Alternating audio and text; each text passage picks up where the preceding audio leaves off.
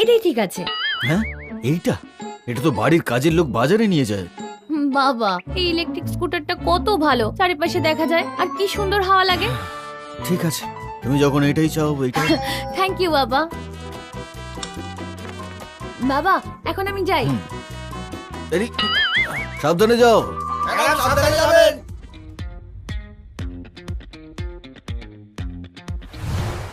দুজন নতুন ইন্টার্ন, দুজনেই বেশ কনফিডেন্ট। এদের মধ্যে আসল ওয়াল্টার পরিবারের মেয়েকে।